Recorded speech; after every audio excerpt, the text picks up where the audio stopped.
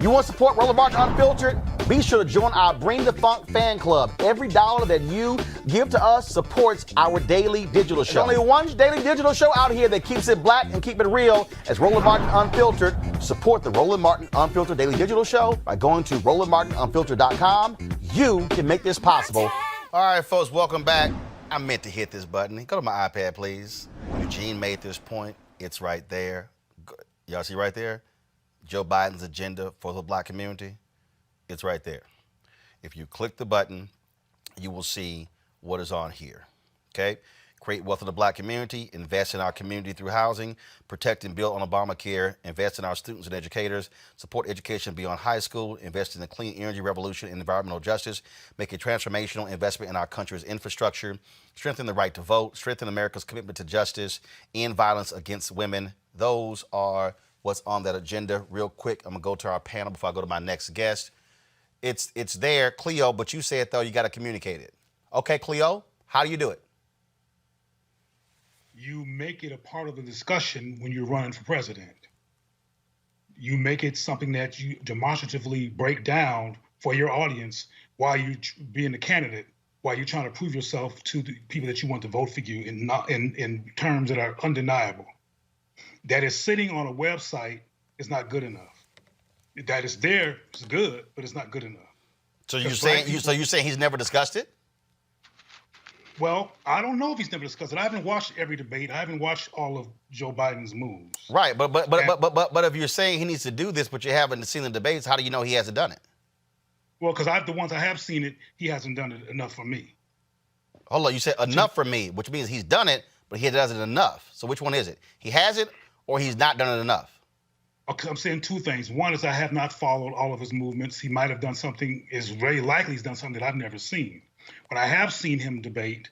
I have not seen him or any of the candidates talk about issues wrong to black people in ways that made it real clear that they had our back. Well, and this is what I'll say, Eugene. Part of that problem is but that's also what happens when you also don't have discussions, where you don't have debates or town halls on black networks where black people are. I mean, let's just cut to the chase, y'all. You're not going to have those conversations in depth on mainstream networks that are white controlled. You're not. So I mean, we can. It's like we want these things to happen on MSNBC, CNN, ABC, NBC, CBS, ABC. That ain't happening. So part of the issue here is, which I've been saying, I'm gonna need black networks to also wake the hell up to share that kind of information for our people. I just want one black network to have a damn town hall with Joe Biden or even Trump. Give me one. In Roland, that has not occurred. And recognize, and the black people have a reaction to that. But I want to say real quick, if I may. Real quick, but I'm going to Eugene, then Scott. Ever since I've known of you, you have been able to brilliantly address political issues. What you just got finished breaking down was all true. I support it. It was brilliant. If anybody actually followed step of what you recommended, we would be in good shape. There's some perspectives and states of mind in the black community that maybe one day we'll deal with that have an impact on how black people respond, as particularly black males. I said before on your show that there's a lot of black males who are going to support Trump and or who are going to talk like P. Diddy in terms of being neutral and need somebody to prove something to them. There's a perspective there's a reaction to a hostile environment that black men live in that this society and that Democrats has not resolved. Got it. The police brutality, the portrayal in media, the criminality, the over-incarceration, et cetera, has not been resolved, and there has not been a Democratic Party speaker that with some power and clout that's act like they care about that issue enough to change it. So, along with how I described Obama earlier, these things have a cumulative effect that throws a wrench in whether people should trust Biden or anybody else or not, and they have to prove themselves, and they usually don't. And because they don't, that's why black people don't go to the polls. They went to the polls for Obama because he was black. All right, Eugene, then Scott, and then I'm going to my next guest. Go, Eugene. The thing is this, a black network eventually has to step up. And with proper planning, it actually could be a cost-neutral situation. It would have been a cost-neutral situation because, you're going to have sponsors that are going to sit up and want that airtime. And it didn't happen this cycle. It absolutely, 2022, 2024, it absolutely has to happen. Scott? One of the Democratic presidential debates was at a historical black college. On ABC. It was on ABC. It was a damn disgrace that whatever you define as the African American agenda or issues important to African American was not discussed. Well, in fact, you actually had a much deeper discussion about black people at the debate that was on ABC that was in New Hampshire versus the one that was at Texas Southern University. I was there. You're absolutely right. Go ahead. That's right. And the last debate where there was more than two candidates, there was a substantive debate. Almost each candidate who didn't look like anybody on this network trying to put forth their African-American bona fides on a litany of issues, which was really surprising. I think all of the Democratic presidential candidates had an agenda in writing, but also in their discussions. But remember, the first three, you didn't get to South Carolina where you had black people in the majority voting. So I think what Biden's attraction, or why Biden is attractive to African Americans, is not just Barack Obama, but he's been there and he's comfortable talking about these issues. He doesn't talk to black people or at them. He talks to them because of his years of public service, and that's why they trust him. That's why he won South Carolina, and that's why he's going to be the Democratic nominee. We cannot ignore that, nor can we hold him or anyone else to some racial litmus test on perfection, because he's imperfect as well. So I think he was convincing. I think all the Democratic candidates were convincing.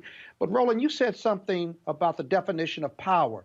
Your soliloquy or your presentation earlier was a definition of power, not just political power, but any power, and that is accountability.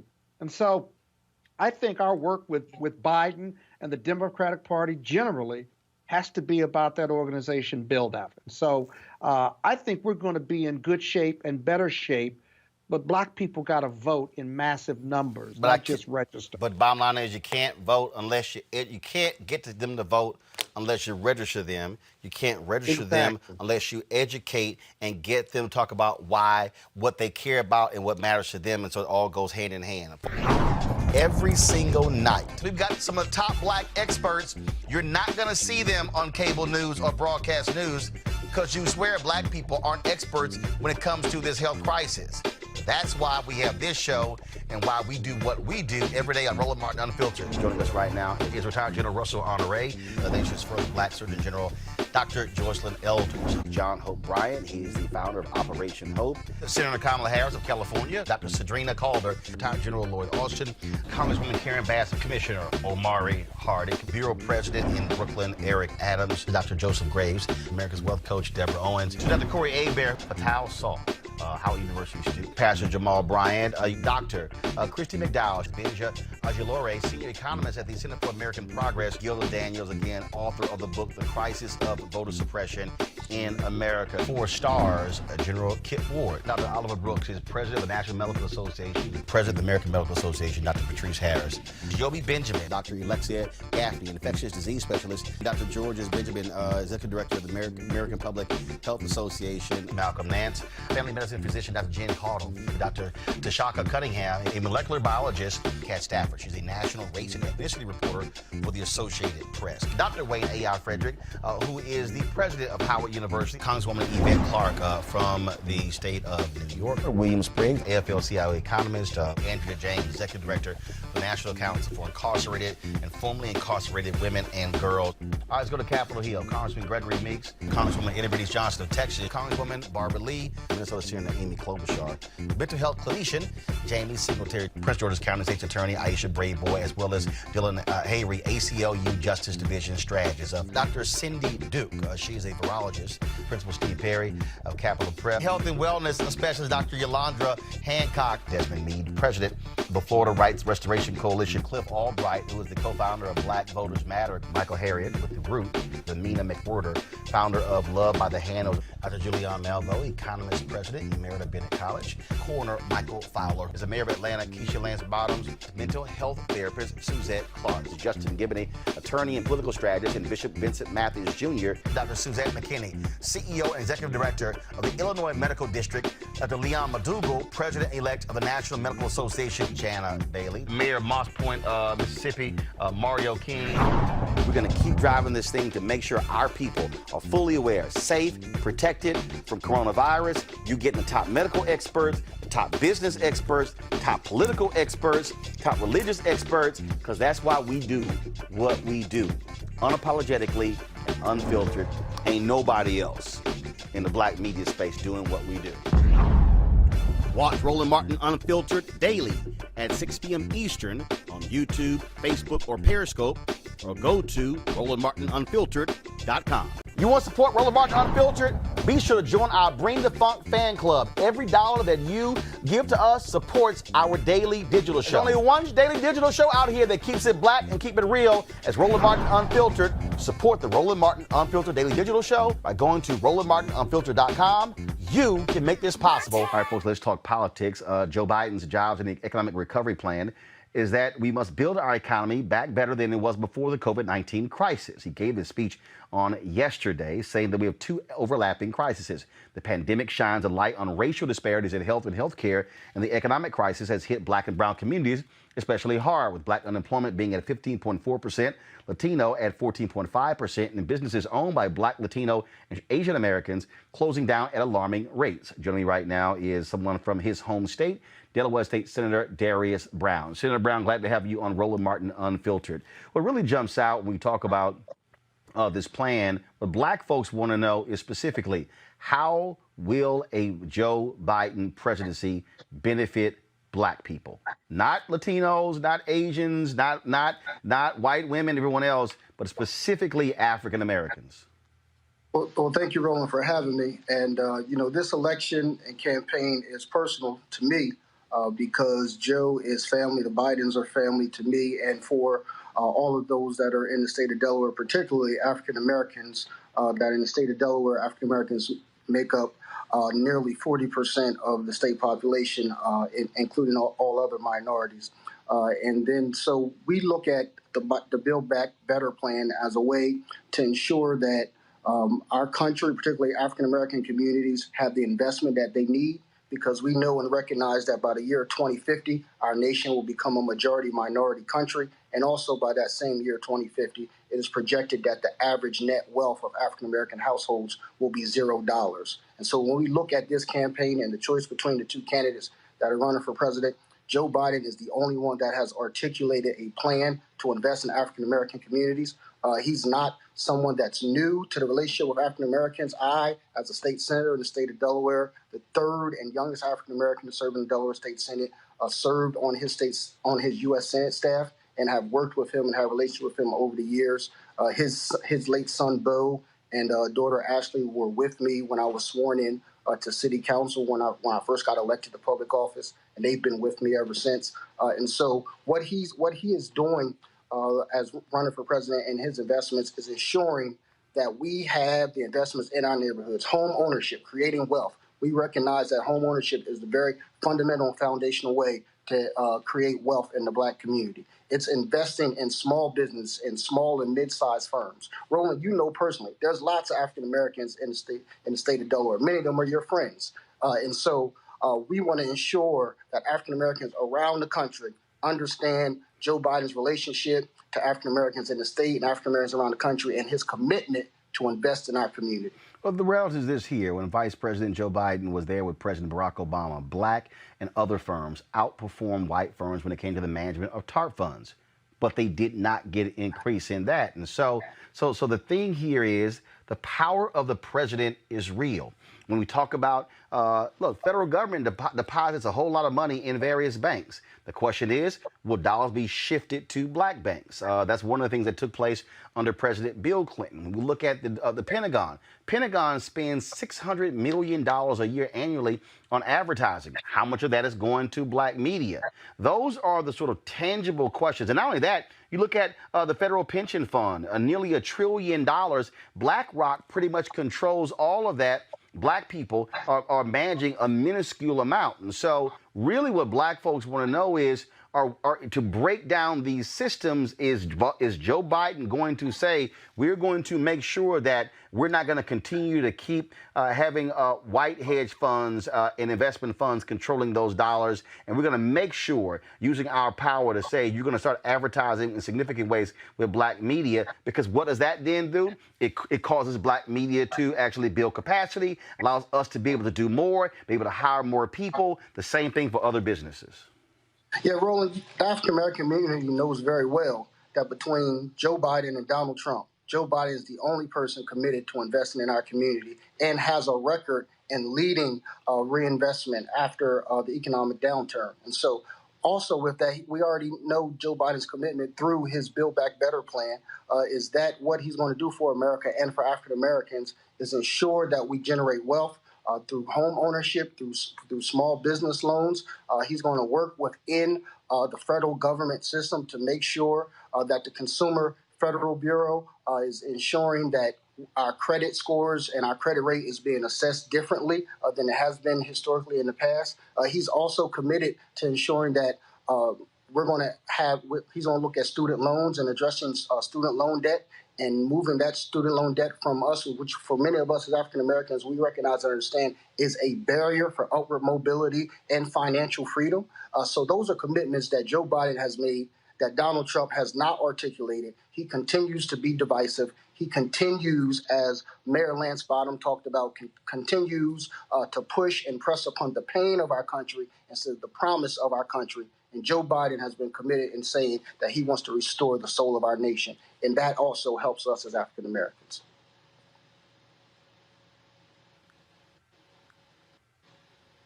Thank you very much, sir. Thank you. I appreciate it. Let's go to our panel here. Brittany, I want to start with you. This is what it boils down to. How will Biden use the power of the presidency to be able to affect the economics of Black folks? Yeah, absolutely. I think the community, we're certainly going to be voting for Joe Biden. Historically speaking, Black folks, specifically Black women, have always supported Joe Biden. And let me say this before I get into my real comments. I lived in Delaware. I was Miss Delaware. Beau Biden was one of the most beautiful people I've ever met, rest his soul. Jill Biden as well. They're good, nice people. But we are going to have to, once we get him in office, and we are going to have to really push him, because Joe Biden is a moderate. He is a moderate Democrat. So we are really going to have to push him in terms of his police reform ideology, in terms of, I heard a lot of banter about, we have to get wealth back into the Black community. So, yeah, it does come through housing. It does come through private property. It does come through the economy. And we know he's more legitimate than Trump in terms of reversing the virus, in terms of, building back the economy. But we're going to have to continue to push him and ensure that he is putting things that are set in stone federally to help the Black community, because historically speaking, he is a moderate. Scott, it's very interesting. I was looking at some of the comments here on YouTube. I was looking at some of the comments on Facebook. And when I did the State of Black America event in Indianapolis with Stewart Speakers Bureau. I said this to the audience. I said, if you ask black people what are the top 5 issues, money is not going to be in the top 5. What often happens is we as African Americans, we talk about criminal justice reform, mass incarceration. We'll talk about racism. We'll talk about racism. We'll talk about health. We'll talk about education. We'll talk about environmental justice. But let's just be clear. Money is tied to every single one of those things. I think we do ourselves a disservice by not honing in on money. But what I mean by that is where the money is and how the money is being distributed. Like I said, when I sat at the Treasury Department under Obama in 2010, and they said that black and other minority firms were outperforming the white firms on the management of TARP funds, my immediate reaction was, does that mean they're going to get more? Because where I come from, if I'm doing better than them, I should be able to get more.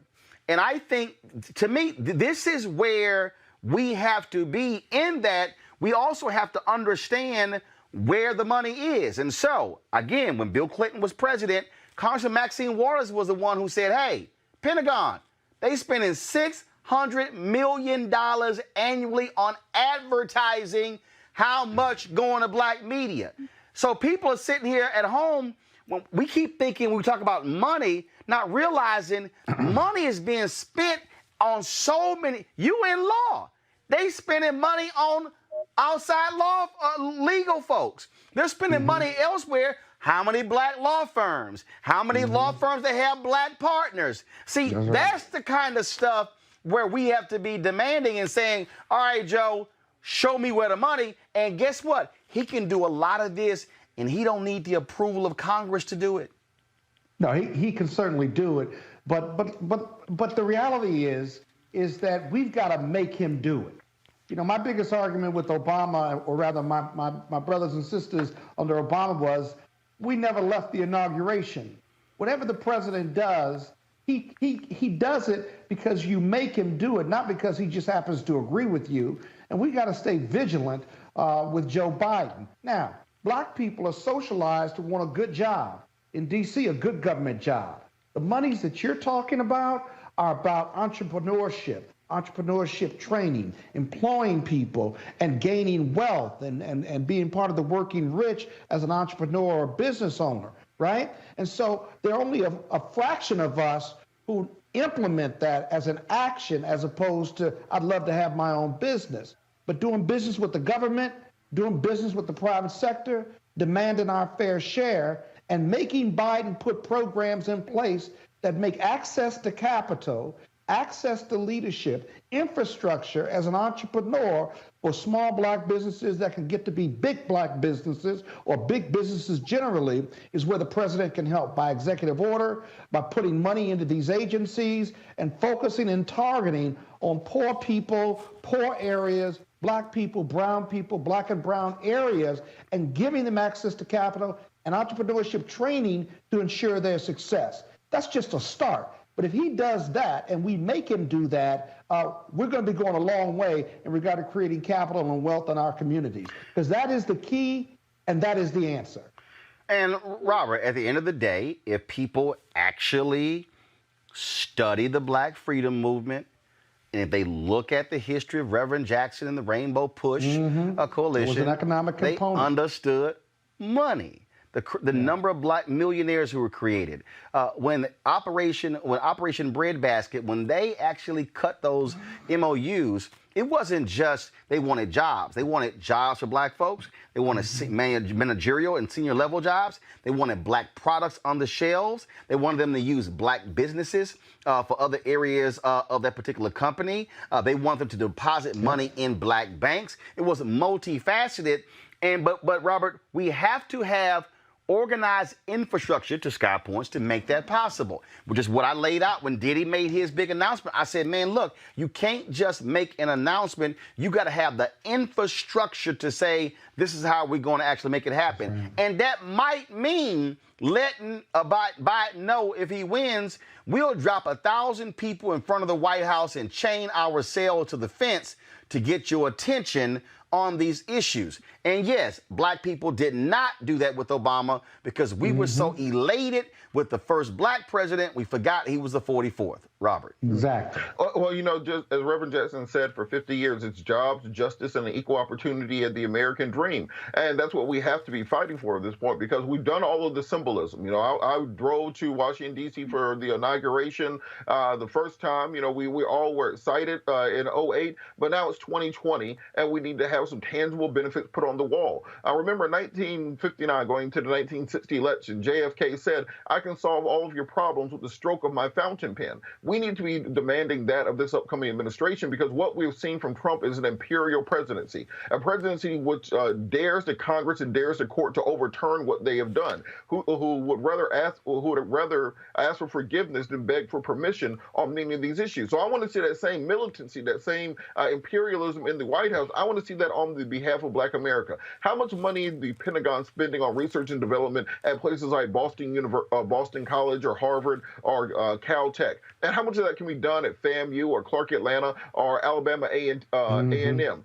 What we have to realize is the money is there, and it does not have, we can't just sit here and say, well, Mitch McConnell won't let me do it. Well, John Boehner and Eric Cantor, there's always going to be an excuse not to do it. Do all the things that you can with a stroke of a pen, and once that money is appropriated, we have to demand that it goes to our communities, because if we get okey-doked again, as the prophet George W. Bush said, fool me once, shame on me. Fool me twice, you ain't gonna fool me again. Well, but remember, but remember, Democrats only have to take four seats to control the Senate. If Democrats, the polls are showing right now that Mark Kelly is up big in Arizona. You've got Hickenlooper up big in Colorado. You've got Susan Collins down 5 points in Maine. That means if Democrats pick up Tillis' seat in North Carolina, very doable, pick up one or two of those seats in Georgia, or pick up the seat in Montana, this is assuming Doug Jones loses, he is running in Alabama, they now control the Senate. But here's the piece, that's great, but here's what's gonna happen. If they get a slim majority in the Senate, what's gonna happen is that gives more power to conservative senators like Joe Manchin to hold stuff up like we saw even when Obama was president. Everybody forgets the first 2 years Obama was president. Yes, Democrats controlled the Senate, but you had folks like Joe Lieberman who held things up, and so you didn't necessarily have actual control because they play games with that. But again, this is where black people have to be willing to make those demands. I'm just going to give y'all a real quick story. We were just telling y'all about Lisa Jackson, who's the highest ranking African American at Apple. Well, let me tell y'all what this actually happened. When they had the BP oil spill down in Louisiana, Obama, when they went down there, they had a meeting, and so that was a woman who was a former head of the EPA. Why is her name escaping me? I think it's Wheeler. It's escaping me right now. She was a former head of the EPA, and she was Obama's environmental czar. So they said, I think Carol Wheeler, I think is what it is. So they were like, she's the only person who's going to be speaking. And I'm going, hold up. The head of the Environmental Protection Agency is a black woman, Lisa Jackson, who's from New Orleans. And so they said to all the media, well, they only sending out Wheeler to all of the shows. And I went, so just so y'all know, this is exactly what I told the Obama White House. Look at here. It's only going to be one person talking on my show, Washington Watch, this weekend about this damn oil spill in Louisiana. And that's going to be Lisa Jackson. So y'all figure out whatever y'all want to figure out, but all I know is I ain't accepting nobody except Lisa Jackson. Now, come Friday when we tape that show, Lisa Jackson walked into that studio, did the interview. Point I'm making is I was unwilling to accept whoever the Obama administration sent to me, and I'm just going to give y'all one more, okay? We covered the My Brother's Keeper deal. I got one interview with Obama in all his 8 years. I got one interview, it was 2010. They kept, and they wanted us to cover this and cover this and cover this, and I was like, okay. So it finally got to the point where I said, no, that's all right. So they would call me and they would be like, hey, could you have Broderick with My Brother's Keeper? No. I said, I ain't covering nothing else until Obama consent to an interview. And they called me, they're like, but I said, can we do a special? No. Could we have? No. Matter of fact, they had a panel at Congressional Black Caucus AOC. I pulled my cameras out. They were like, well, I said, no. If I'm not going to keep covering stuff if he not going to sit down with us. So at some point, you've got to be willing to walk away from the table as opposed to accept nothing. And all I'm saying to black, here's the deal. I want Trump out. Hashtag fire Trump in November. But let me be real clear right now. And I told y'all this in 2016 after he won. And I told y'all this after the midterms in 2018. And I said this to Tom Perez, who heads the DNC. I said this to the DCCC, to the DSCC, to the Democratic Governors Association, to Emily's List, and all these other groups out there. These folk gonna spend more than $1 billion on this election. Let me let y'all know right now, and I told y'all, black folks are not going to be political sharecroppers. We're not going to till the soil and work the land, and then other folk who don't look like us benefit. So while the Biden campaign right now and the Democrats are gearing up, we damn sure better see substantial investments in black media when it comes to advertising. We better see substantial investment when it comes to black operatives, money on the ground, black folks who have audio-visual companies, black folks who have paper, black folks who have catering. That's what it is about. And I'm telling you, I want to see Trump absolutely gone, which means Biden needs to take him out. But the day after the election and the day after the inauguration, I and others will be standing there saying, now it's time for there to be a return on our investment. Now, y'all, I don't make idle threats. I've texted this to Tom Perez. I've told the Biden people, don't come at me with small money. Don't come at black media with small money. Don't say we got y'all in the bag and we gonna go spend our money out there on some white women in the suburbs. No, you need to make sure that there's not a 2.4% drop of black voters like it was in 2016. That means having black surrogates on here. That means having the conversations. But I'm telling y'all right now, I want y'all to hear me loud and clear, Democrats. Don't you have your white media buyers playing metric games with black media? The budget had better be substantial. And if it's not, I will call you out every single day. How you spend with black people in the election is how you will spend with black people in the White House. All right, folks, back to our Roland Martin Unfiltered video in just one moment. It's time to be smart. When we control our institutions, we win.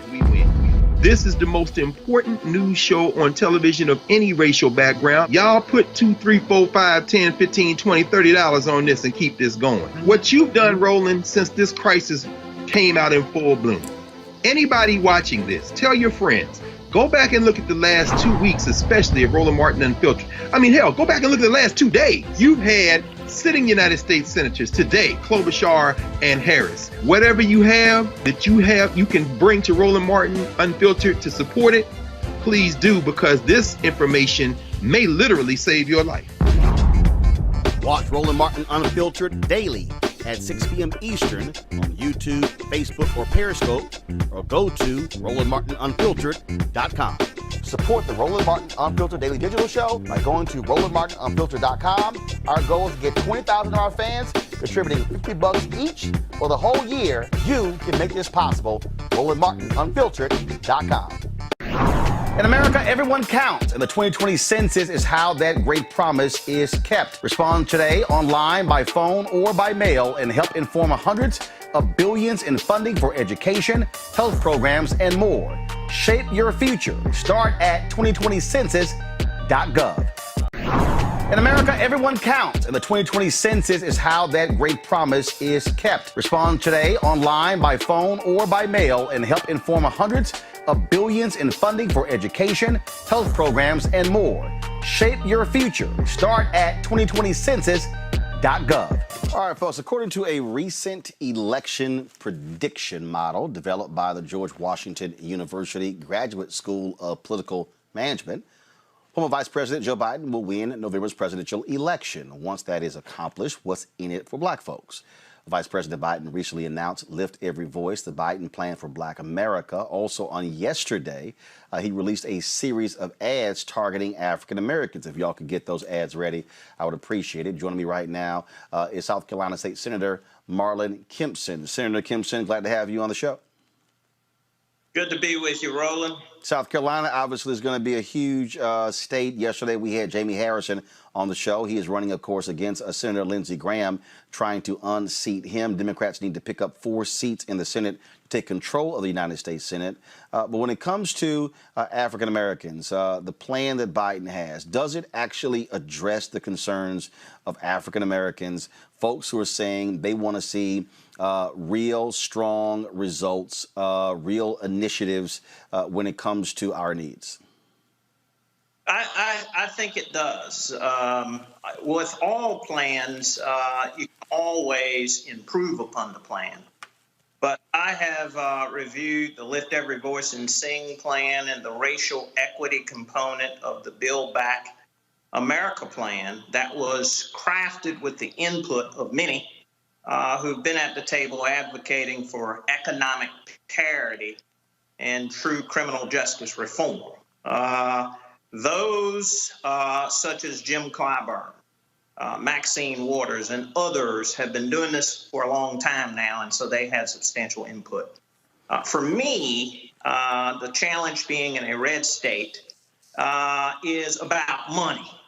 Politics without economics is a symbol without substance. And when I review this plan, it has real money in here for Black America.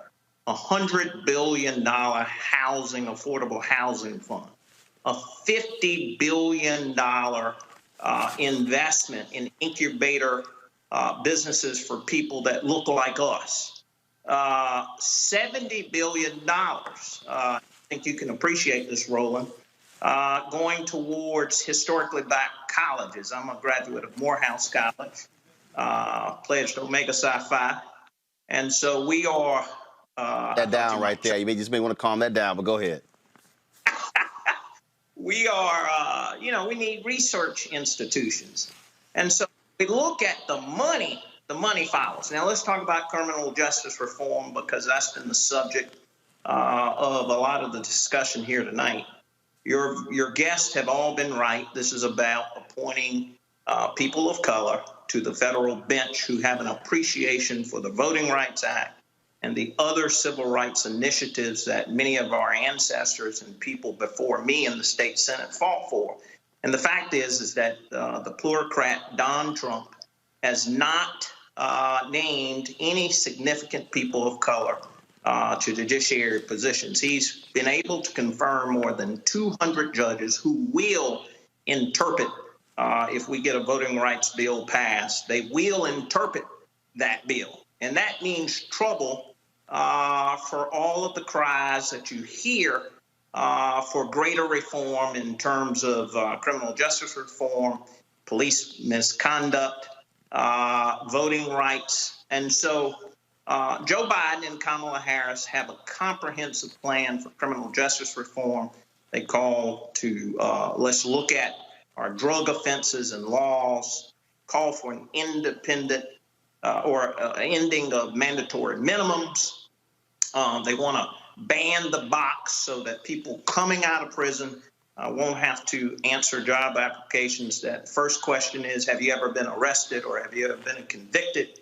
And so these are the types of the initiatives when we start talking about criminal justice reform. I'll just finally say this. One of the things that we really have to look at when it comes to these shooting deaths and litigating these civil cases, I'm an attorney by trade, partner at Motley Rice in Charleston, South Carolina. And one of the things that halts these trials is the issue of qualified immunity. And then where an officer can't be personally held liable. As a lawyer, I can personally be held liable in a courtroom should I act grossly negligent. That's not so the case in qualified immunity. And then once you even get beyond that, you have the doctrine of sovereign immunity, which often caps damages in the absence of proof of gross negligence. So we have to have a wholesale attack as we move forward with the Black agenda. And I think the Lift Every Voice and Sing plan and the racial equity component of the Build Back Better plan addresses many of our needs. This is an ad that was released yesterday by the Joe Biden campaign. We want to play it, then we'll talk about it. I'm Joe Biden, and I approve this message. But they've got the experience. I'm still in shock 3 or 4 years later that we're in this position now. Our democracy is at a pivotal point. From the top, we don't trust our government. We see the trouble we're in economically. We've got 170,000 Americans dead, and yet this president will do anything he can to make it seem like things are better than they are. I did more for the Black community than anybody with the possible exception of Abraham Lincoln. It's our responsibility. If we don't lead that effort to make things better, we can't ask other people to do it. There is no good reason not to vote. Right, we need to have individuals that are in office like Joe Biden and Kamala Harris. They are our best shot to take us forward.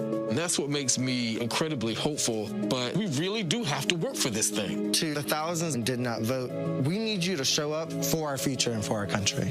You cannot sit on the sidelines. You got to get in the game. Was pretty funny in that ad, State Senator, as those brothers in that barbershop laughed to hear Donald Trump say how he's done more for Black people since Abraham Lincoln, which is just beyond stupid.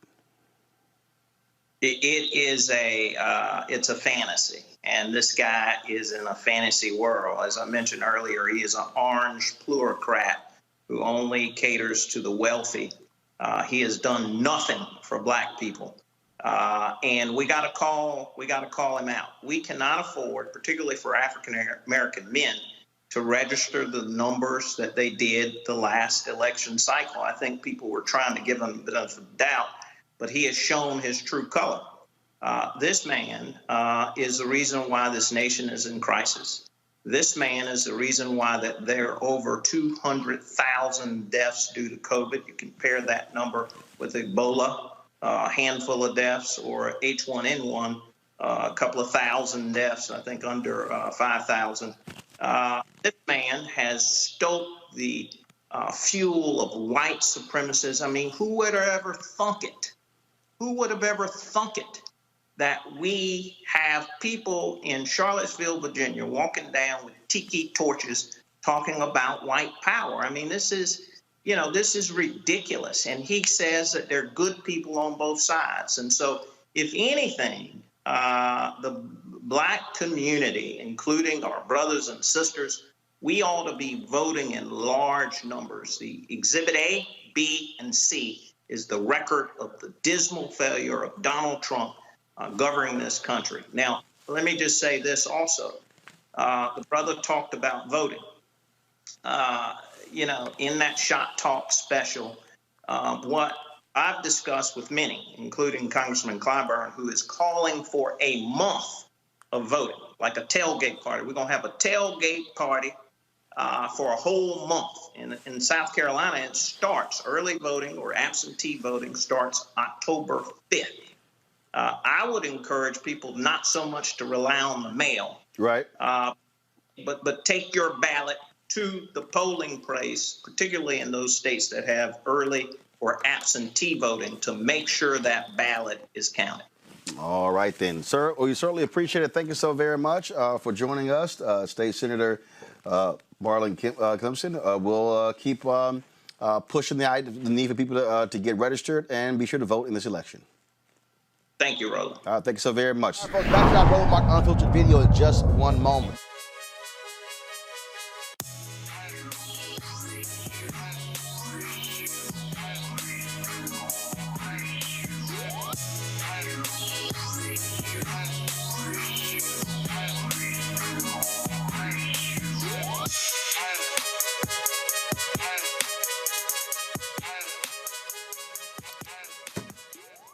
Seek.com is a black-owned company founded by Mary Spio. They have these amazing products. They have their virtual reality headset right here. Allows for you to take your cell phone, pop it right into here. You can watch their virtual reality content on their site, Seek.com. You can also, of course, watch other 360-degree video, and it puts you right there in the same space. So that's this particular headset. They also have their 360-degree 4D headphones, folks, which are great for you to be able to do gaming. You can also, of course, use this for music, for videos as well.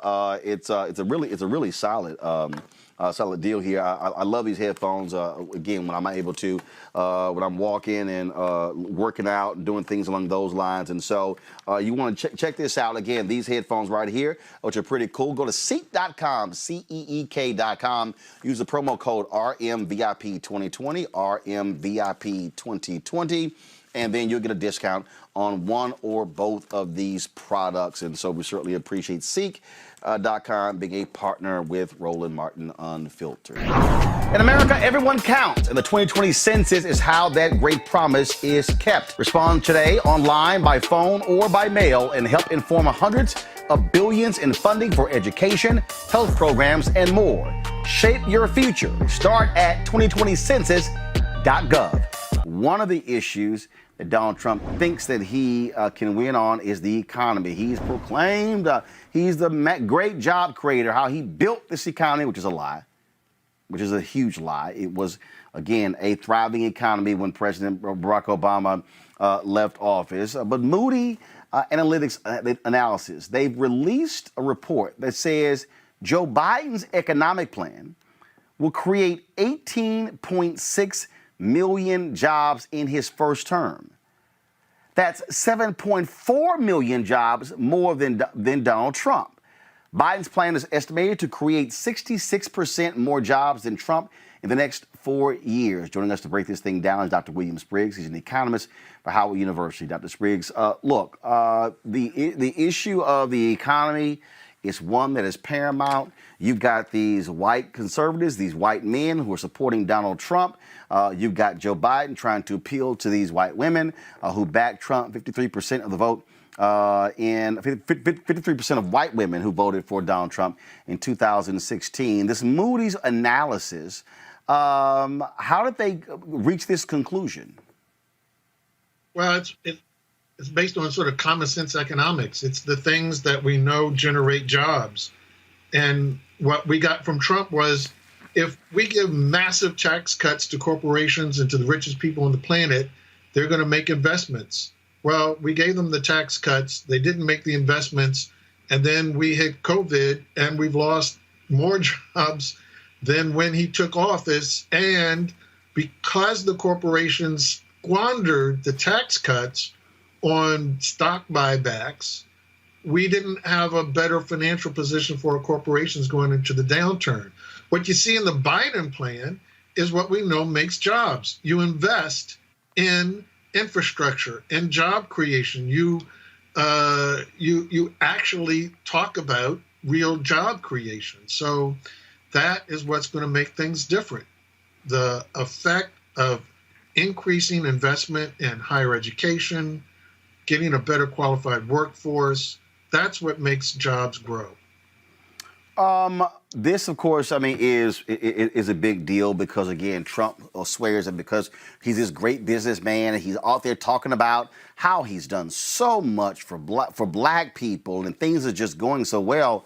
Well, if you look at these numbers here, first of all, the unemployment rate for African Americans was 7.2, 7.7 when he was inaugurated. Now it's around 14%. It's doubled. Now he loves to ignore COVID.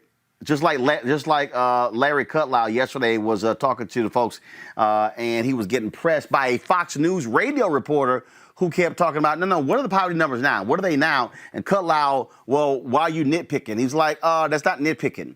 But if the Biden plan is going to create 18.6 million jobs, that has to benefit black people. It's designed to benefit black people because a large part of the investment are in the types of jobs that we hold. So the infrastructure includes the care economy. And we need an expansion of that right now. Everybody understands that with kids being stuck home, that you can't get labor force participation back up for women. So you have to have a strategy that's aimed at helping women get a path to the job market. That is essential for creating more jobs. The difference between what Trump did, trickle-down economics, does not generate net new jobs because it doesn't expand opportunity. It just lets fat companies feed off of skinny companies. When you expand opportunity, you're making the pie bigger. That's how you really create net new jobs. And that means you have to give opportunities to people who don't have them. That's how you create more jobs. And so this analysis, hopefully folks will actually see that. I want to bring my panel right here as well. Reese, when we talk about the economy, again, Trump has tried to convince people. He's tried to convince, and a lot of people, black folks and others who buy into this notion that, oh, he's this great businessman. The debt has exploded in America. That's first. They don't want to deal with that. And the reality is we're not seeing the incomes rise, and we're seeing companies pocketing significant amounts of money. They took the money from the tax cut, reinvested in the stocks, which only helped the shareholders, not the workers. Right. But unfortunately, he is winning on the economy based on polls. People believe that Donald Trump is stronger on the economy than Joe Biden, even though the entire strength of Trump's economy is what he inherited from the Obama-Biden administration and ran into the ground with his abdication of authority and responsibility to adequately address COVID-19. So this is a messaging issue that the Biden campaign has. Indisputably and quantitatively, their policies are better. The problem is, number one, you have a media that's a mainstream media, let me be clear about that, that's interested in perpetuating the Trump Republican Mitch McConnell narratives rather than doing reporting like what you're doing right now and showing the different analysis that shows that the Biden-Harris plan creates 10 million more jobs than the Trump plan. And these are jobs that are needed because we've lost millions of jobs throughout this COVID crisis. And as you pointed out, even as jobs have returned, not a net gain, but just a return, Black people have been left behind in the return of these jobs. And so this is a message that could be a winning message if the Biden campaign, I'm not criticizing them, but what I'll say is that the Biden campaign should spend the next 39 days talking the economy, healthcare, and Supreme Court. Those are the issues that they need to hammer home more than anything else. And I had mentioned a couple episodes or a couple weeks ago that this issue in particular resonates with Black men voters as well as Black women voters. And so I think that people have to understand that economic issues are issues that all demographics are interested about. And it's a top issue for many people, COVID being second, depending on whether you're talking to Republicans or Democrats, they switch. But the economic plan is a winning plan if they talk about it and continue to talk about it and really, really push this narrative. This was a particular chart, Erica, that was put together on social media, and they show that it's a real GDP under different election scenarios. If there's a Republican sweep, current policy, Democratic sweep, and what the baseline is. And they show that real GDP and jobs if it took place under Democrats. In fact, one of the groups, I'm going to try to find that ad. One of the groups against Trump dropped an ad that even showed Trump stating in his own words how the economy improved under Democrats. Of course.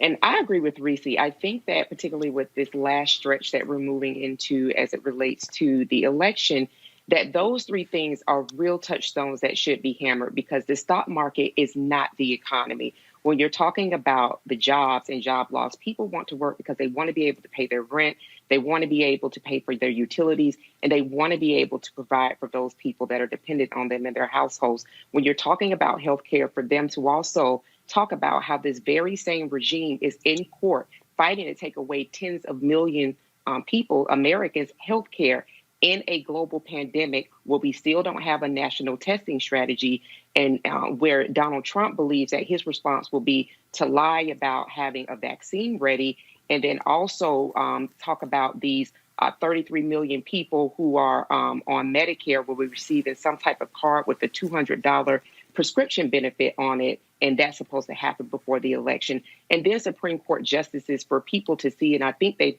come to realize, but for people to really, really see the impact of the courts and on everyone's daily lives, what these appointments to not only the Supreme Court, but the federal judgeships, what that actually means for Americans, breaking that out so people can understand that we literally are at war and making life and death choices, particularly when you look at that chart and the delineation between what are non-farm jobs and then what are those jobs, the essential jobs that people are working day in and day out. So I think that that is something that could help those people who perhaps were not voting because it's not a persuasion election, but perhaps for those people who weren't voting just because they didn't even know that perhaps they were eligible to vote because maybe they've not had someone really show interest in them around talking about specific issues, that this is a message that needs to go from home to home, from wherever people are, and meet them to let them know you have to participate in this general election. This is the ad from the folks at Midas Touch. I want to play this before I go to Greg Carr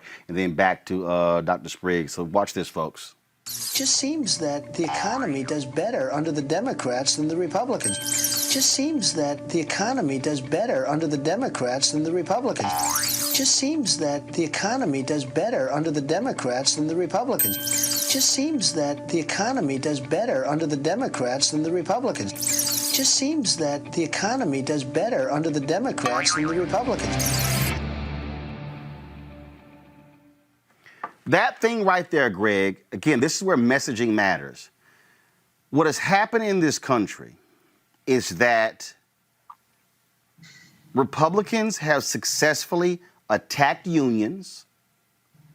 They have successfully created in the minds of people that if you listen to us, you can be enormously rich one day, but they're going to take your money.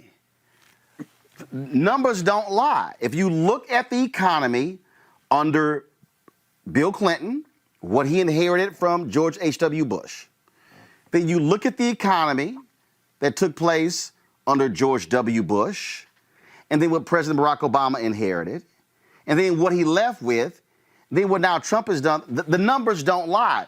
But there's this mindset because the National Chamber of Commerce supports Republican candidates, and what that is, they are representing big business. They're representing CEOs. I don't even understand why the media. I don't do it on here. I don't understand why the media has made it a daily thing. Stock market going up, going up, going up. Like I'm just trying to understand, how has that now become a daily barometer? The stock market is treated like a weather segment in local news. It's on national newscasts every single day, and that's what they've done. They have psychologically created the mindset that, oh, if a Republican comes in, business is going to boom. They're going to get rid of regulation. They're going to slash taxes. But who benefits, Greg? Well, not Roland. I mean, there's a reason why Bill Spriggs has lent his considerable intellectual gifts to the service of organized labor over the years. Every time my friend and brother opens his mouth, I learn something about the economy. I think, of course, Reese and Erica are right. If this message is drummed enough, it may put this election at least in a position where it'll be a little bit more difficult to steal. But here's really what's at stake. This isn't really about information. In a sense, it is indeed about marketing. And the reason why they include the stock market is because they are speaking to their interests. This is commercial news entertainment media. And that's what's important to the owners. You see, I think a lot of this is being driven by a fundamental misunderstanding of the modern world system and the nation state. Corporations are only situationally domestic. You see, they really don't care as long as they're extracting value and extracting profit. That's why the evisceration of organized labor over the last 50 years has been so important, whether it be in the courts, the state legislatures, the federal legislature. Organized labor is the way you fight back. But here's finally the problem we have with organized labor and in this country. You see, George Lipsitz wrote a book a number of years ago called The Positive Investment in Whiteness. It has been white nationalism that has been used as a wedge to keep those stupid white voters away from their class interests. And as a result, from the end of the Civil War to now, at peak moments when corporate profits have been threatened, the move has been to appeal politically to white nationalism. So people will continue to believe that they can become rich in, by the way, a global capitalist system that is on the verge of collapse. And what you're seeing here in the United States in terms of its appeals to white nationalism is being replicated across Europe. It's in Latin America. As these corporations continue to make uber profits, we've seen a multiplication of billionaires during this pandemic. We've seen the rich get so much richer, and they don't really give a damn about the poor, except when finally, in a moment, you have to have people vote to put the legislators back in that you have bought.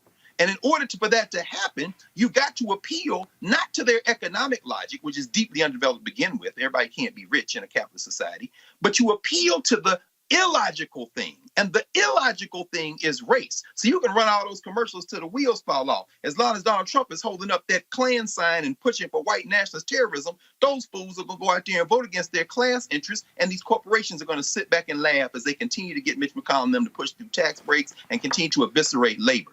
And that's what Bill Spriggs, part of his work has been. We got to knit to get this labor coalition together. Otherwise, the L that the people in this country is going to take, it certainly is going to be racial, but it's going to be a whole lot of white people on the street, too. This is the thing with messaging, Bill. And again, look, this is the world that I live in media. The language often spoken is, if the Democrats come in, we're going to lose jobs. And so here's what happens. Jobs becomes the kryptonite. Every politician, lose jobs, lose jobs, lose jobs. And so then the worker, the consumer, the voter goes, oh my God, that's me. I'm going to lose jobs. So if we vote for this Republican, they're going to save our jobs. They're going to save the jobs. And so it's language. And what has happened is they have successfully created this psychological notion that Republicans are about entrepreneurship, creating business, making an opportunity for you. You can make as much money as possible, but then when you look at income inequality and then you look at how that's expanded under Republican presidents, it's because they cater to those who own the company, not those who work for the company to make those owners bigger and better. That is the formula. That's the formula, and it's also the ignorance of the American people. The way in which it gets explained to people is the trickle-down story works because if I have regulations, I can't hire workers. If you raise wages, I can't hire workers. You're going to raise my cost. And so people believe that these job creators are actually a thing. And it's that miseducation that convinces them that even though the data clearly show creating more inequality, cutting back on regulations, cutting back on wages makes the economy collapse. Just like you said, what happened? George H.W. Bush can't handle the savings and loan collapse. The economy sags. Bill Clinton comes in, fastest growing economy in U.S. economic history. George W. Bush takes over the fastest growing, most successful economy ever in American economic history and crashes it. It takes him all of 8 years just to get back the jobs that he lost in a little tiny recession in 2001. And then in the Great Recession, he loses all the jobs and leaves to Barack Obama fewer people on the payroll than when George W. Bush took office 8 years ago. 8 years, negative job creation. Then you have Obama having to heal that and then launch the longest consecutive string of job creation in U.S. labor history. The lowest unemployment rate for Black people that any president ever inherited. And this bozo crashes that. So this idea is clear that it's not the way on the record, but in Americans' minds, they don't understand how jobs are created. Jobs are created when you make the pie bigger. They don't get created by you stealing jobs from me. And that's what happens when you cut regulation, cut wages, you cut the purchasing power of workers. You make the pie smaller. You can't create more jobs by making the pie smaller. That's why every time they collapse the economy, because eventually the pie gets too small and there's nothing to eat. And then you got the crows picking. So if you want to change it, we economists have to do a better job of explaining to people how do you really create jobs. And you don't do it by trickle down. No. You know what? Actually, no. Here's the deal, though. I'm not going to push back on it, but I'm going to explain it better. Here's actually the real deal, Bill. The problem is, and I will say this, the fundamental problem is that in media, they don't have economists on talking about the economy. The reason Donald Trump is in the position that he is in is because networks like CNN and Fox News and other media outlets kept going back to Donald Trump talking about the economy. Look, this actually happened. I was at CNN. I was on the air one day with a Heidi Phillips and somebody else. And I said on the air, the next time Donald Trump is on CNN, we should run a crawl at the bottom that says, this is for entertainment purposes only. I got an email from Ken Jouts, the executive vice president at CNN, who is still there. He is on the management team at CNN. Got an email said, do not criticize Donald Trump when he's coming on our air. And I said, hell no. And that night, Obama gave, it was a speech or something like that. I forgot what it was. Might have been a State of the Union or something like that. And Donald Trump was on Piers Morgan's show. And I got just so sick of the bullshit, I just started tweeting like, why in the hell are we listening to him? There are other real CEOs with real companies we can talk to. But no, what media does is they'll put Jamie Dimon, JP Morgan Chase, to come talk about the economy when Jamie Dimon is not trying to actually speak about the economy from a broader perspective. They'll go to Goldman Sachs. They'll go to these CEOs, but they actually won't talk to folks who don't have to be honest, a vested interest in it shifting one way or the other. That's the problem, Bill. That's the problem. That's what Greg was pointing out. The point of the media is to underwrite the corporations, and it's underwritten by corporations.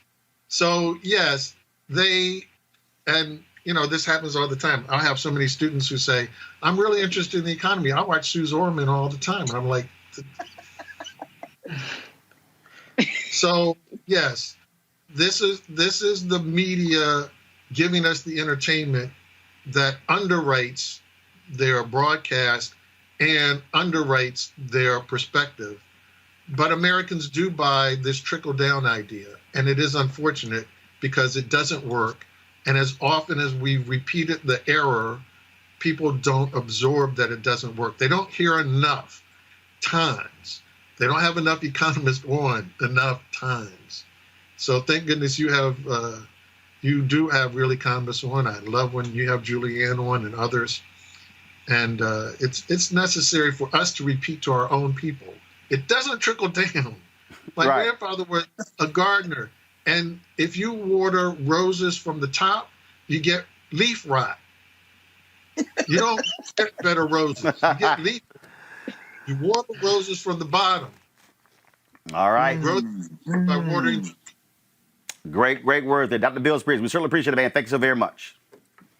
Thanks for having me. All right, folks, back to our Roland Martin Unfiltered video in just 1 minute.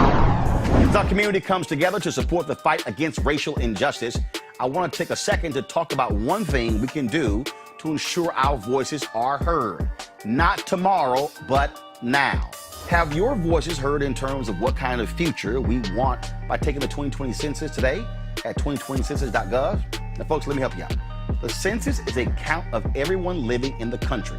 It happens once every 10 years. It is mandated by the U.S. Constitution.